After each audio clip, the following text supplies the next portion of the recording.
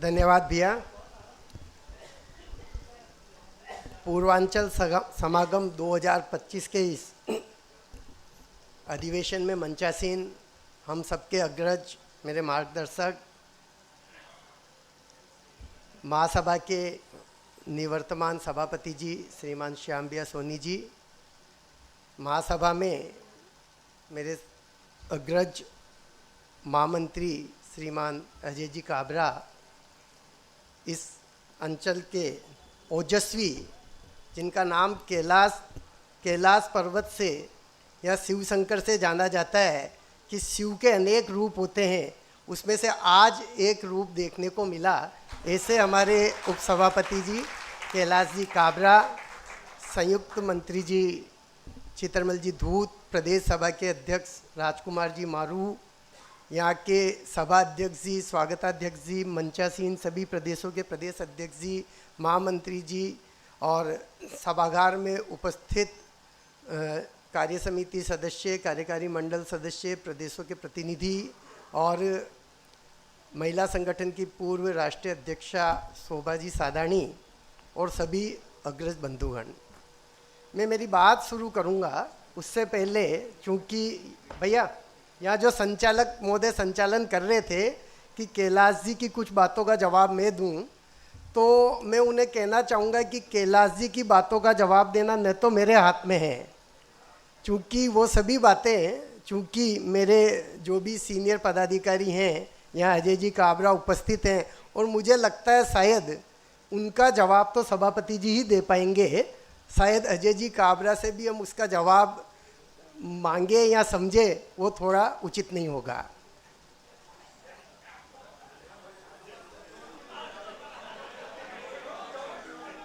देखिए, क्योंकि क्या है, जो बातें आज उन्होंने कही, कहीं ना कहीं हम भी उनकी टीम में, मैं अपनी सभी बातों को शुरू करूं उससे पहले इसी बात को पूरी करूंगा, क्योंकि संचालक महोदय ने चूँकि मेरी ओर इशारा करते हुए कहा, तो ये निश्चित तौर पर हम सब महासभा की टीम के मेंबर हैं और आज जिस तरह की व्यथा कैलाश जी के द्वारा अपने ही घर परिवार के समक्ष रखी गई, शायद इन्हें मौका नहीं मिला होगा महासभा के मंच से रखने का। तो परिवार में इन्होंने अपनी बात कही है और मैं मानता हूँ कहीं ना कहीं टीम भावना में कोऑर्डिनेशन का अभाव है और इसे हम सब मिलकर दूर करने का प्रयास भी करेंगे, करते भी रहते हैं, लेकिन कुछ न कुछ कारण विशेष रहे होंगे, इसलिए उन्हें अपनी सभी बातों को यहाँ पर आपके समक्ष रखना पड़ा। कुछ फंड से रिलीवेंट बात है ट्रस्टों के लिए, तो मैं महामंत्री महोदय से भी आग्रह करूँगा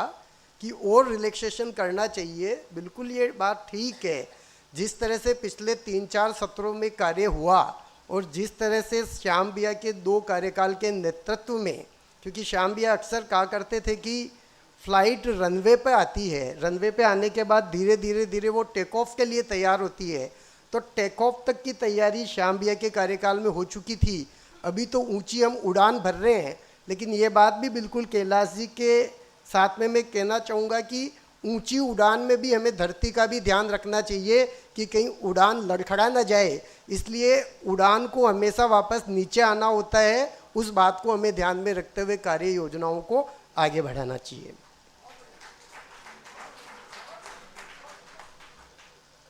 कई ज्वलंत बातें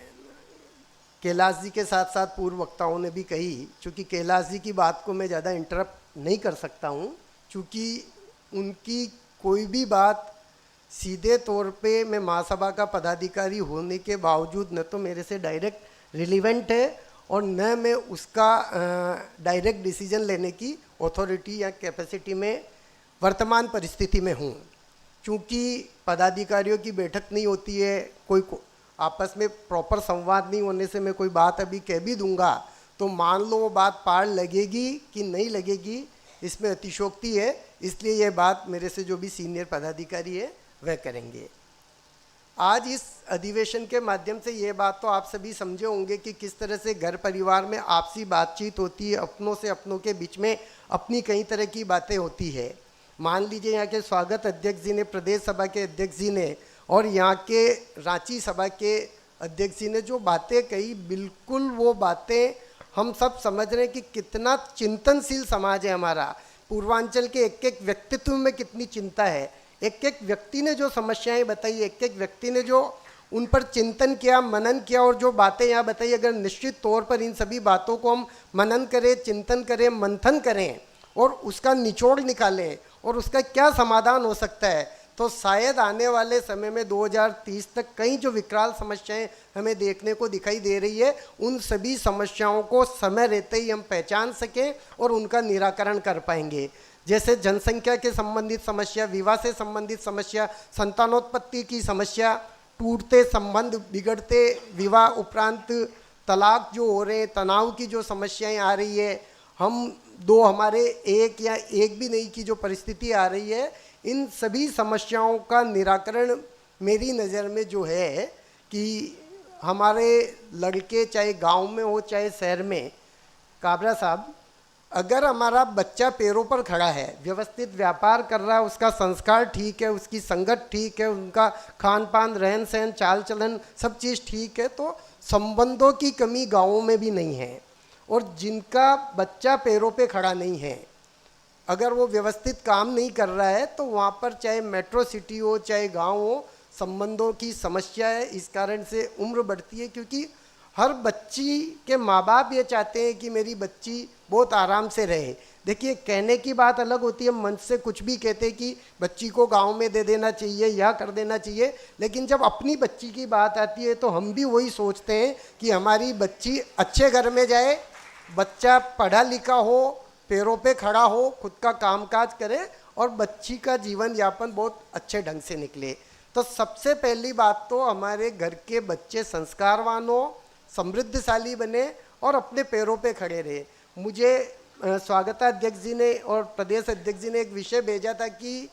हमारी युवा पीढ़ी पढ़ लिख कर नौकरी करने वाला नहीं बल्कि स्वरोजगार करे, खुद का व्यापार करे और नौकरी देने वाला बने। तो मैं इस बात को पुरजोर ताकत के साथ आपको कहना चाहूँगा कि यदि हमारे घर का लड़का मान लीजिए 21-22 साल में अगर व्यवस्थित हमारा कामकाज करेगा, व्यापार देखेगा, चाहे पिताजी के साथ व्यापार देखे, उसको इंडिपेंडेंट कुछ न कुछ एक काम दे दीजिए और उस काम की खुशबू, मान लो उसको सामाजिक हमारी जो गोट होती है, मैस मम्मी है, या आओ जाओ में वो बच्चे को आप रखिए, बच्चे पे नज़र रहेगी तो संबंध जरूर से आएंगे, जल्दी आएंगे, कनेक्ट में रहना चाहिए। क्योंकि आपने जैसा कहा कि भाई हम बच्चे को पढ़ने भेज देते हैं, पढ़ाई के बाद में मान लो और वो पढ़ाई में जॉब में चला जाता है, तो 70-80% समाज बंधु तो जिनके पास संबंध आते जाते हैं वो बच्चों को ही नहीं जानते हैं, तो कैसे बच्चों के लिए बात करेंगे। दूसरी बात, जो बढ़ रहे तनाव है, जो विघटन हो रहा है,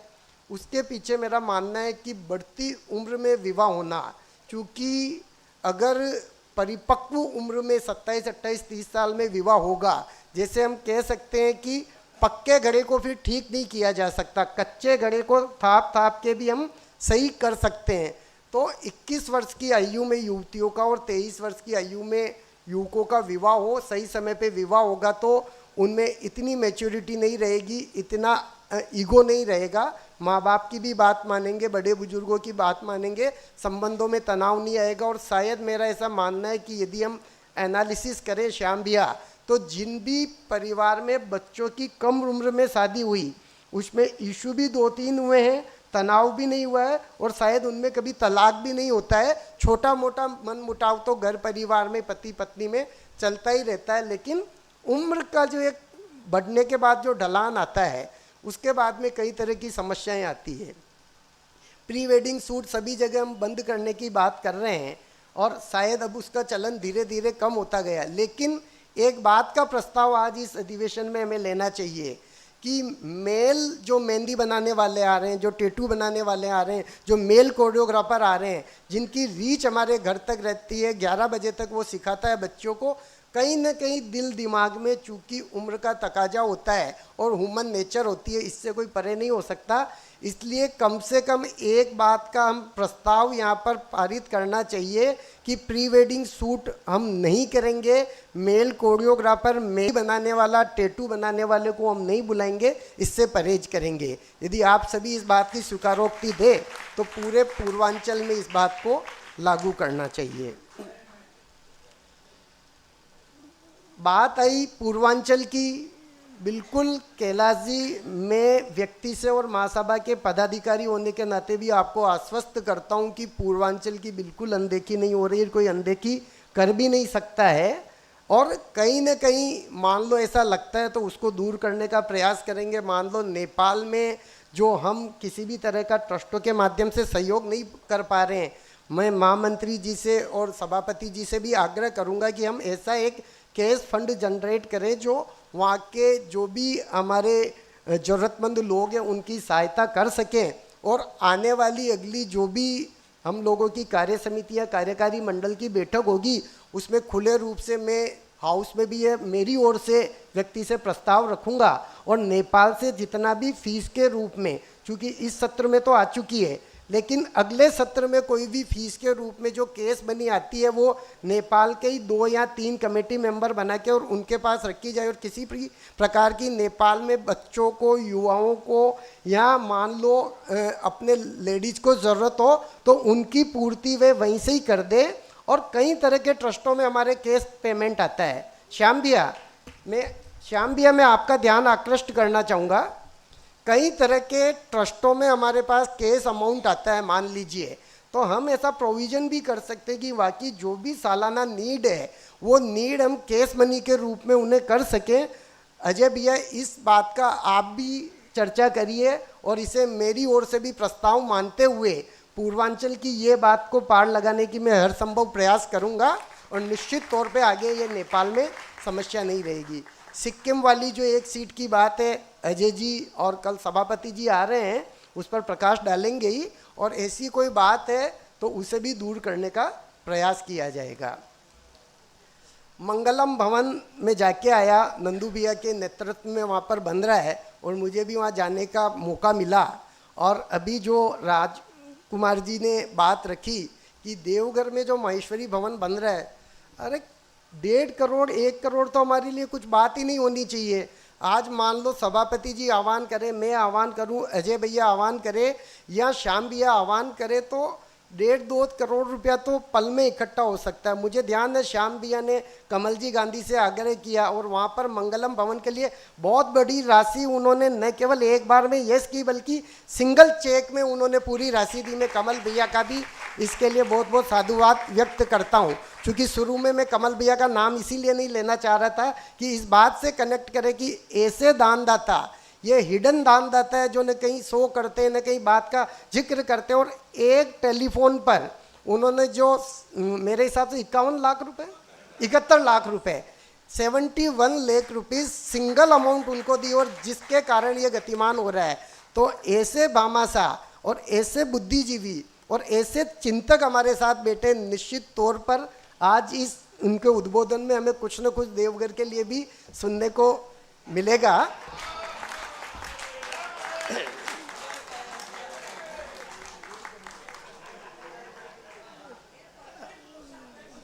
देवघर में मारू साहब, मेरी अपनी ओर से भी चूंकि मेरे सब अधिकार श्याम भैया के पास हैं तो श्याम भैया अपने उद्बोधन में बोलेंगे, यहाँ जैसा आपको सहयोग चाहिए आप इशारा कर देना, उसकी पूर्ति हो जाएगी। और भी कहीं भी भवन बने, अपने समाज के भवन बनते ही रहने चाहिए। अयोध्या में बहुत बड़ा प्रोजेक्ट श्याम भैया के नेतृत्व में हुआ। नंदू भैया वहाँ पर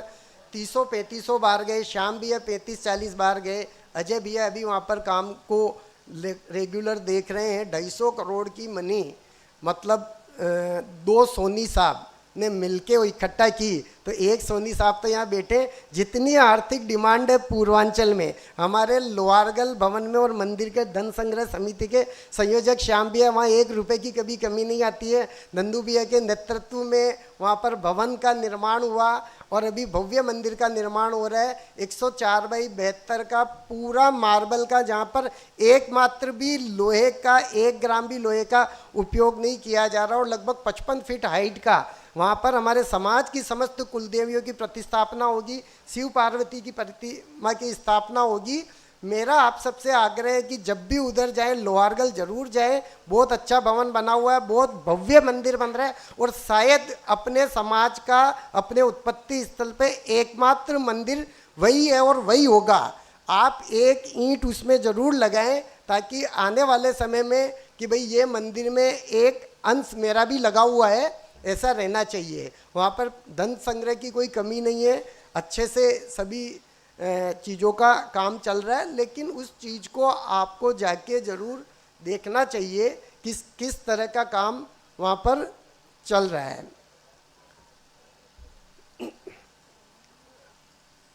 पूर्वांचल में नेपाल हो, चाहे रोहतर कोलकाता हो, चाहे आसाम हो, चाहे झारखंड बिहार हो या सिक्किम हो, मैंने एक चीज़ ये देखी है कि बहुत सहज और सरल व्यक्तित्व। रमेश भैया के सानिध्य में मैंने खूब काम सीखा है, नंदू भैया के मैं रेगुलर टच में रहता हूँ। जितना कोऑपरेटिव नेचर यहाँ के बंधुओं का होता है, ऐसा नहीं सभी जगह का होता है, लेकिन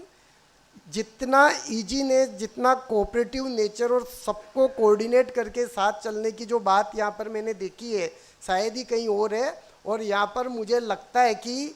हर प्रदेश में कोई ना कोई एक एक भवन का और निर्माण होना चाहिए। संख्या में भले यहाँ पर हम कम हो सकते हैं, लेकिन यहाँ का दिल, यहाँ का मन बहुत बड़ा है। और महासभा हो चाहे समाज हो, यहाँ से कई लोगों को नेतृत्व दिया भी है, और हो सकता है भविष्य में भी यहाँ से कोई नेतृत्व उभर के निकले।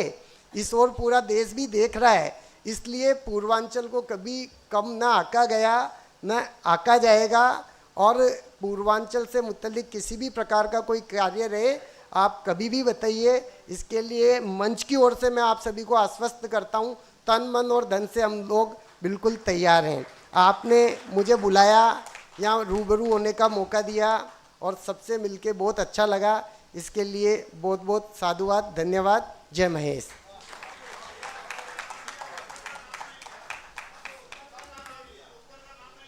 उत्कल का नाम रह गया एक्चुअली। जी जी जी, उत्कल का नाम रह गया। उत्कल में आप मुझे कभी भी बुलाइए, कोई अच्छा काम कराइए, कोई अच्छी अच्छी अच्छी अच्छी नींव का मुहूर्त कराइए। श्याम भैया के साथ कमल जी गांधी को हम लेके आएंगे, और वहाँ भी कुछ अच्छा काम आप कराइए ताकि उसकी भी पूरी पूर्ति होगी। धन्यवाद। जय महेश।